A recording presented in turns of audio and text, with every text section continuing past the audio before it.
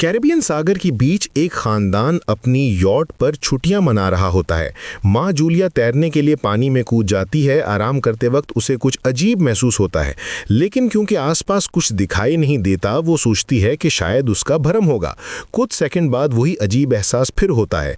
इस बार भी कुछ नजर नहीं आता, लेकिन अब वो घबरा जाती है और यॉट की तरफ तैरना शुरू करती है। तभी अचानक कोई उसकी टांग खींचने लगता है और वो मदद के लिए जोर जोर से चिल्लाने लगती है। उसकी बेटी कैसी हेडफोन लगाकर म्यूजिक सुन रही होती है, इसलिए उसे कुछ सुनाई नहीं देता। खावन टॉम और बेटा बेन मछली पकड़ने में मसरूफ होते हैं। जूलिया पानी के ऊपर टिकने की कोशिश करती है, लेकिन मुंह में पानी जाने की वजह से चिल्लाना मुश्किल हो जाता है। थोड़ी देर बाद टॉम को एहसास होता है कि काफी देर से उसने जूलिया को नहीं देखा। वो यॉट पर उसे तलाश करता है और फिर अपनी बीवी को खतरे में देख लेता है। वो बच्चों को बुलाता है, यॉट को उस तरफ ले जाता है और पानी में कूद जाता है। जल्दी से जूलिया तक पहुंचकर उसे संभालता है और यॉट की तरफ तैरता है। बच्चे दोनों को ऊपर खींच लेते हैं। खानदान जूलिया को संभालता है, लेकिन जूलिया खुद को समझाती है कि शायद लहरों की वजह से ऐसा हुआ होगा। रात को सब मिलकर बेन का जन्मदिन मनाते हैं। कैसी को उसके बॉयफ्रेंड की कॉल आती है, तो वो लैपटॉप लेकर बाहर चली जाती है। वीडियो कॉल में उसका बॉयफ्रेंड दिखाता है कि शहर के ऊपर बड़े बड़े काले बादल छा गए हैं। कॉल ग्लिच होकर फ्रीज हो जाती है। कैसी ये बात खानदान को बताने आती है, लेकिन टॉम कहता है कि शायद जमीन से दूर होने की वजह से सिग्नल कमजोर है। तभी सबको एक आवाज सुनाई देती है। वो सब बाहर जाते हैं और देखते हैं कि व्हेल मछलियों का एक समूह गुजर रहा है। टॉम समझाता है कि व्हेल मछलियां हमेशा जमीन के मैग्नेटिक फील्ड को फॉलो करती हैं, लेकिन जब तूफान आता है तो वो कंफ्यूज हो जाती हैं। अचानक यॉट जोर से हिलती है और बेन गिर जाता है। टॉम को परेशानी होती है कि कहीं याट को नुकसान तो नहीं पहुंचा, इसलिए वो डाइव करके नीचे चेक करने चला जाता है। कुछ देर बाद वो सतह पर वापस आता है, लेकिन उसके कंधे पर एक बड़ा घाव होता है। जूलिया तुरंत उसका जख्म सीती है। टॉम बताता है कि पानी के अंदर उसे ऐसा लगा जैसे उसके पीछे कोई बहुत बड़ा जीव था, लेकिन जब उसने मुड़कर देखा तो प्रोपेलर से कट लग गया। वो कहता है कि जो भी चीज थी बहुत बड़ी थी। टॉम को यार्ड पर काफी नुकसान दिखाई देता है, इसलिए उन्हें मदद बुलानी पड़ती है। जूलिया बार बार रेडियो पर कोशिश करती है। कैसी फोन पर सिग्नल ढूंढती है, लेकिन कुछ भी काम नहीं करता। तभी कैसी को एक अजीब सा जीव दिखाई देता है और वो चिल्ला उठती है, लेकिन वो तो बस बेन होता है जो मास्क पहनकर मजाक कर रहा होता है। कुछ देर बाद यार्ड पूरी तरह बंद हो जाती है और समुद्र के बीच में फंस जाती है। जूलिया रेडियो में एक आवाज सुनती है, लेकिन आवाज इतनी खराब होती है कि उसे कुछ समझ नहीं आता। टॉम खानदान को बताता है कि उनके पास सिर्फ 4 दिन का खाना पानी बचा है और अब उन्हें किसी मछली पकड़ने वाली नाव का इंतजार करना होगा। अचानक रेडार पर कुछ डिटेक्ट होता है और खानदान को एक अजीब सी आवाज सुनाई देती है। सब दौड़कर बाहर आते हैं और हैरानी से देखते हैं कि कई सारे आग के गोले समुद्र में गिर रहे हैं। जहां जहां आग के गोले गिरते हैं वहां बड़े धमाके होते हैं। एक आग का गोला पानी में उनके पास गिरता है तो टॉम तुरंत याट को चलाने की कोशिश करता है। इंजन मुश्किल से चलता है, लेकिन तभी एक और आग का गोला उनकी याट को हिट करते करते ऊपर से गुजर जाता है। खानदान डर के मारे एक दूसरे को कसकर पकड़ लेता है। तभी टॉम को समझ आता है कि जो आग के गोले गिर रहे हैं वो सैटेलाइट्स हैं। उसी वक्त बेन देखता है कि यार्ड से धुआं निकल रहा है। टॉम चेक करता है और कंफर्म होता है कि इंजन खराब हो गया है।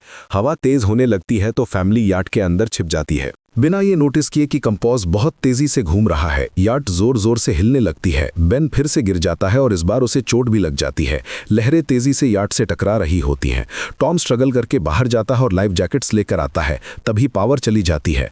टॉम तुरंत पावर बॉक्स का बटन प्रेस करता है और लाइट वापस आ जाती है। उस वक्त बेन नोटिस करता है कि जूलिया की नाक से खून बह रहा है। जूलिया को चक्कर आने लगते हैं, जबकि कैसी सिंक पर जाकर उल्टी कर देती है। टॉम रेडियो ट्राई करता रहता है पर सिग्नल नहीं मिलता। अचानक एक तेज हाई पिच नॉइस आती है और हवा और भी स्ट्रांग हो जाती है। जूलिया दरवाजे बंद करने की कोशिश करती है पर एक हैच खुल जाता है और हवा खिड़कियां तोड़ने लगती है। टॉम एक फ्लेयर जलाता है और थोड़ी देर बाद अंधेरा छा जाता है। अगली सुबह फैमिली शॉक में उठती है कि वह स्टॉर्म से बच गए हैं, लेकिन याट आधी तबाह हो गई होती है। जब वो बाहर आते हैं तो देखते हैं कि समंदर का पानी गायब हो गया है और याट अब जमीन पर अटकी है। सब ये देखकर शॉक में आ जाते हैं। कैसी सिग्नल चेक करती है पर नेटवर्क बिल्कुल डाउन होता है। बेन 2 मरे हुए केकड़ों से खेलने लगता है। टॉम कंपास चेक करता है और देखता है कि वो उल्टा हो गया है। यह आखिरी बार 7 लाख साल पहले हुआ था। कैसी को लगता है कि उसका बॉयफ्रेंड मर गया होगा और वो टूट जाती है। जब जूलिया उसे समझाने आती है तो कैसी उसे दूर कर देती है और छुपने चली जाती है। जूलिया और टॉम बची हुई सप्लाईज देखते हैं। बेन अपने बर्थडे बलून्स एक पत्थर से बांध देता है ताकि शायद कोई बचा हुआ सर्वाइवर देख ले। टॉम फिर रेडियो ट्राई करता है और इस बार एक आदमी से कनेक्शन हो जाता है। उसका नाम नाव होता है और वो एक सबमरीन का कैप्टन होता है। उसकी सबमरीन भी लैंड पर अटक गई है। वो कंफर्म करता है कि मैग्नेटिक पोल्स रिवर्स हो गए गए हैं, इसलिए ओशन पीछे हट गया है और ज़मीन डूब गई है। वो कहता है कि उसने अभी तक और सर्वाइवर्स नहीं देखे और कम्युनिकेशन सिस्टम्स बिल्कुल डाउन हो गए हैं। वो मजीद ये भी कहता है कि पोल्स फिर रिवर्स होंगे और शायद एक हफ्ते में समंदर वापस आ जाएगा। वो फैमिली को वार्न करता है कि जितना हो सके ऊंची जगहों पर चढ़ जाओ, क्योंकि जब पानी वापस आएगा तो वो बहुत खतरनाक होगा। वो बोलता है कि उसका पार्टनर क्रैश में मारा गया और सबमरीन में बस 3 लोगों की ही जगह है। जूलिया और टॉम उससे कहते हैं कि प्लीज़ हमारे बच्चों को बचा लो। वो उन्हें अपने कोऑर्डिनेट्स दे देता है। टॉम कैलकुलेट करता है कि सबमरीन तक पहुंचने में 2-3 दिन लगेंगे। वो फैमिली से कहता है आज रात अच्छे से आराम कर लो, कल सुबह हम निकलेंगे। अगली सुबह फैमिली सामान पैक कर रही होती है, तभी टॉम को पास में कुछ हिलता हुआ दिखता है। वो एक लंगड़ा आदमी होता है जिसके हाथ में हारपून होती है और साथ में एक कुत्ता लगातार भौंक रहा होता है। टॉम उसके पास जाता है और उसे पानी की बोतल देता है, लेकिन वो आदमी कुछ ऐसी भाषा में बोलता है जो टॉम समझ नहीं पाता। पानी पीने के बाद वो अजनबी अचानक टॉम के सर पर बोतल मारता है और चेहरे पर जोर की लात मार देता है। जूलिया डर के मारे भागती है, लेकिन तब तक देर हो चुकी होती है। वो आदमी टॉम के पेट में हारपून घुसा चुका होता है। टॉम कुछ पल तक तड़पता है और फिर वो उसकी गर्दन भी काट देता है। फिर वो आदमी जूलिया के पीछे भागता है और उस पर हारपून फेंकता है, जिससे उसके कंधे में चोट लग जाती है। जूलिया दर्द सहते हुए यार्ड के अंदर भागती है और बच्चों को बोलती है कि छुप जाओ। वो दरवाजा लॉक कर देती है। कैसी और बेन सोफे के अंदर घुस जाते हैं। जूलिया उन्हें फ्लेयर गन पकड़ाती है और खुद एक चाकू लेकर बाथरूम में छुप जाती है। वो आदमी दरवाजे पर जोर जोर से धक्के मारता है और आखिर अंदर घुस ही जाता है। पहले वो थोड़ा खाना उठाता है और फिर यार्ड में इधर उधर ढूंढने लगता है।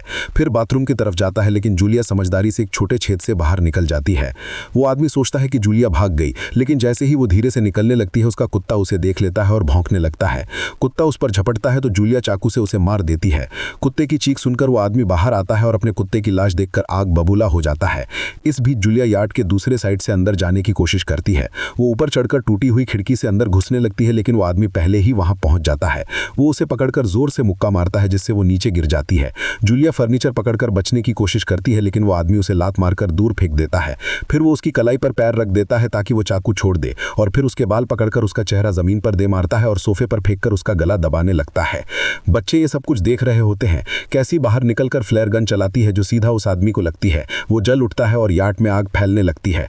बच्चे तुरंत भाग जाते हैं, लेकिन जूलिया वापस आती है। वो उसे एक किक मारकर गिराती है, मैप और बैग उठाती है और वहां से भाग जाती है। बेन और कैसी अपने पापा के पास जाकर रोने लगते हैं। जूलिया भी उनके साथ बैठ जाती है और तीनों मिलकर आंसुओं के साथ टॉम को आखिरी अलविदा कहते हैं। तभी वो डरावना आदमी फिर यॉट से बाहर निकल आता है तो फैमिली फिर से भागने लगती है। कुछ ही देर में यॉट एक बड़े धमाके के साथ उड़ जाती है। थोड़ी दूर चलने के बाद वो लोग एक छोटे से झरने के पास रुकते हैं ताकि थोड़ा आराम कर सकें। कैसी सोचती है कि शायद वो पागल आदमी उनके पास गुब्बारे देख कर आया था। ये सुनकर बेन खुद को कसूरवार मानने लगता है। जूलिया उसे समझाती है कि इसमें उसकी कोई गलती नहीं थी और सबको आगे बढ़ने को कहती है, क्योंकि वो आदमी अभी भी उनके पीछे है। रास्ते में एक छोटे तालाब के पास बेन एक मरी हुई हैमरहेड शार्क देखकर हैरान रह जाता है। तभी जूलिया नोटिस करती है कि वो आदमी फिर उनके करीब पहुंचने वाला है। सब लोग दौड़ पड़ते हैं और एक रेत के टीले से नीचे गिर जाते हैं, जहां उन्हें जहरीला कचरा दिखाई देता है। फैमिली सावधानी से इसे पार करती है और लगता है कि उन्होंने इस आदमी से पीछा छुड़ा लिया है। चलते चलते उन्हें बड़े बड़े मरे हुए सी एनिमल्स और समुद्र के नीचे जमा हुआ सारा प्लास्टिक दिखने लगता है। बेन धीरे धीरे चलने लगता है तो जूलिया समझ जाती है कि वो डिहाइड्रेशन के करीब है। वो सबको रुकने को कहती है। जब वो पानी की बोतल देखती है तो उसे झटका लगता है। बोतल में पानी लगभग खत्म हो चुका होता है। कैसी को एहसास होता है कि शायद उसने बोतल ठीक से बंद नहीं की थी। जूलिया गुस्से में चिल्लाती है कि उसकी लापरवाही की वजह से पानी खत्म हो गया। कैसी जवाब देती है, क्या फर्क पड़ता है, वैसे भी हम बचने वाले नहीं है। दोनों के बीच लंबी बहस होती है, फिर भी फैमिली आगे चलती रहती है। कुछ देर बाद उन्हें क्रैश हुआ प्लेन मिलता है। अंदर कुछ हिलता डुलता देख सब डर जाते हैं, लेकिन वो सिर्फ कुछ पक्षी होते हैं। फैमिली तय करती है कि रात यहीं प्लेन के अंदर गुजारेंगे। वो थोड़ा सा स्नैक्स शेयर करते हैं और जूलिया को टॉम की जैकेट में एक फैमिली फोटो मिलती है, जिसे देखकर उसका दिल टूट जाता है। कैसी पूछती है, मॉम आप और डैड की लव स्टोरी क्या थी? जूलिया मुस्कुरा के बताती है, टॉम हॉस्पिटल में मेरा पेशेंट था। फिर एक दिन उसने फूल और एक प्यारी सी कविता देकर अपना प्यार जताया था। रात के बीच में कैसी प्लेन से बाहर जाती है, तभी वो डरावना आदमी उसे पीछे से पकड़ने की कोशिश करता है, लेकिन जूलिया अचानक पीछे से उस पर टूट पड़ती है और बार बार चाकू से वार करके उसे मार देती है। कैसी अपनी माँ को गले लगाकर शांत करती है। अगली सुबह उस आदमी की लाश पे कीड़े मकोड़े पड़े होते हैं। फैमिली नोटिस करती है कि इसके शरीर पे कई काटने के निशान हैं, मतलब इस एरिया में कोई खतरनाक जीव छुपा हुआ है। जैसे ही वो लोग वहां से निकलते हैं, केकड़े उसके मुंह से बाहर निकल आते हैं। कुछ घंटों बाद जूलिया और कैसी मैप देख रही होती हैं, लेकिन बेन धीरे से आगे निकल जाता है। जूलिया चिल्लाती है, रुक जाओ, लेकिन बेन एक तालाब में झुककर पानी पीने लगता है। जूलिया तुरंत उसे खींचकर बाहर निकालती है और समझाती है कि अनजान पानी उसे बीमार कर सकता है। धूप बहुत तेज हो जाती है तो फैमिली अपने सर कपड़ों से ढक लेती है। बेन को चक्कर आने लगते हैं। तभी उन्हें कुछ पुरानी कुर्सियां मिलती हैं और जूलिया और कैसी उनसे एक टेम्पररी शेल्टर बना लेती हैं। जूलिया बेन को इंजेक्शन लगाती है और तय करती है कि वो रात वहीं बिताएंगे। सुबह जूलिया एक अजीब सी आवाज सुनकर उठती है। बाहर जाकर देखती है तो क्रैब्स का एक बड़ा झुंड उनकी तरफ आ रहा होता है। वो तुरंत बच्चों को उठाती है और तीनों भागना शुरू कर देते हैं। भागते भागते उन्हें एक बड़ा कार्गो शिप दिखाई देता है। वहाँ 3 क्रू मेंबर्स जिंदा होते हैं। एक औरत उनकी मदद करना चाहती है लेकिन बाकी 2 आदमी मना कर देते हैं और तीनों फैमिली को बाहर छोड़कर कंटेनर लॉक कर लेते हैं। क्रैब्स पास आ जाते हैं। जूलिया बच्चों को कंटेनर के ऊपर चढ़ाती है। खुद जब चढ़ने लगती है तो क्रैब्स उसके पैर को जोर से काट लेते हैं। बच्चों से खींचकर ऊपर चढ़ाते हैं, नहीं तो वो नीचे गिर जाती। कंटेनर के एक छेद से आधे क्रैब्स अंदर घुस जाते हैं। क्रू मेंबर्स फायरिंग शुरू करते हैं लेकिन क्रैब्स उन पे हावी हो जाते हैं और दोनों को मार डालते हैं। आखिरी आदमी छत के होल तक पहुंचता है लेकिन क्रैब्स उसे भी नीचे खींच लेते हैं और वो भी मर जाता है। जूलिया अपनी जख्म पर पट्टी बांधती है और बेहोश हो जाती है। कुछ देर बाद जब वो उठती है तो खुद को रेत के तूफान के बीच अकेली पाती है। वो घबराकर बच्चों को ढूंढने लगती है। एक मरी हुई औरत का हथियार उठाती है और जोर जोर से चिल्लाती है। कैसी उसकी आवाज सुनकर लौट आती है और बताती है कि वो और बेन मदद ढूंढने गए थे लेकिन कोई नहीं मिला। फिर दोनों बेन से मिलते हैं जिसे खुला कंटेनर मिलता है जहां वो तूफान खत्म होने तक रोक सकते हैं। जूलिया टॉम का लाइटर निकालती है और अपने जख्म को जलाकर बंद करती है जो बहुत दर्दनाक होता है। तूफान थमने के बाद उन्हें एक और कंटेनर मिलता है जिसमें बहुत सारी पानी की बोतलें होती हैं। बॉडीज चेक करते वक्त उन्हें एक रेडियो और एक गन भी मिलती है। जूलिया नाव से संपर्क करती है और बताती है कि मैप खो गया है। इस पर नाव बताता है कि उन पर आर्थ्रोपॉड्स ने हमला किया था। अब वो उसके जीव हैं जो ऑक्सीजन की वजह से पूरी तरह पागल हो चुके हैं। अब नाव फैमिली को जल्दी करने को बोलता है क्योंकि उसके इंस्ट्रूमेंट्स ने कैलकुलेट किया है कि समुद्र उम्मीद से बहुत जल्दी आपस आ जाएगा और उनके पास सिर्फ कुछ घंटे बचे हैं। वो एक फ्लेयर शूट करता है और फैमिली उस दिशा में चलना शुरू कर देती है। लंबी वॉक के बाद फैमिली को एक टूटा हुआ टॉयलेट मिलता है जिसमें बेन पेशाब करता है। अब वो लोग आखिरकार सबमरीन को पास ही देख लेते हैं लेकिन वहां पहुंचने के लिए उन्हें एक बड़ा चट्टानी रास्ता पार करना होगा। जैसे ही वो रास्ते से गुजरते हैं दीवारें हिलने लगती हैं और पत्थर गिरने लगते हैं जिससे एक भयानक रॉक स्लाइड हो जाता है। जूलिया तुरंत अपने बच्चों को साइड में धक्का देती है और खुद भी पीछे हट जाती है ताकि कुचली ना जाए। अब एक पत्थर की दीवार उनके बीच आ गई है। जूलिया बच्चों से कहती है कि वो बिना उसके आगे बढ़ जाए लेकिन कैसी मना करती है और जोर देती है कि उसकी मां को चढ़ने की कोशिश करनी चाहिए। बहुत बहस होती है और चिल्लाने के बाद जूलिया वादा करती है कि वो बाद में अपने बच्चों को ढूंढ लेगी। मजबूर होकर कैसी अपने भाई को खींचकर आगे ले जाती है। बच्चे चट्टानी रास्ता चढ़कर सबमरीन की तरफ भागते हैं लेकिन वहां पहुंचकर देखते हैं कि नाव बाहर खून में लथपथ पड़ा है। वो समझाता है कि उसके लिए सब खत्म हो गया है और अब बच्चे सबमरीन ले सकते हैं। ये सोचकर के एक एक्स्ट्रा जगह होगी कैसी वापस अपनी मां को ढूंढने भागती है। तभी जूलिया केकड़ों को आता देख और फायरिंग शुरू कर देती है। कुछ केकड़ों को वो मार देती है लेकिन झुंड बहुत बड़ा होता है और सबसे लड़ना मुश्किल हो जाता है। इसी वक्त कैसी दीवार के ऊपर दिखाई देती है और हाथ आगे बढ़ाती है तो जूलिया तेजी से चढ़ना शुरू कर देती है।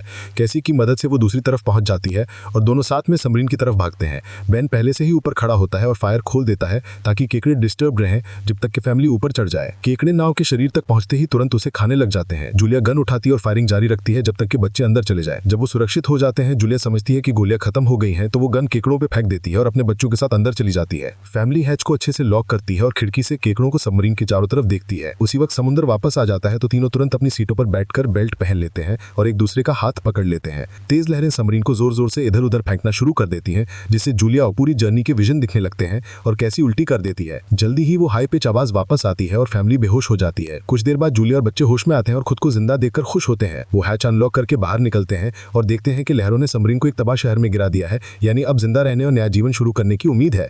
और यहीं पर फिल्म खत्म होती है। चैनल को सब्सक्राइब करना ना भूलें और बेल आइकन जरूर दबाएं ताकि आपको ऐसे ही मजेदार वीडियो मिलते रहे। देखने के लिए शुक्रिया।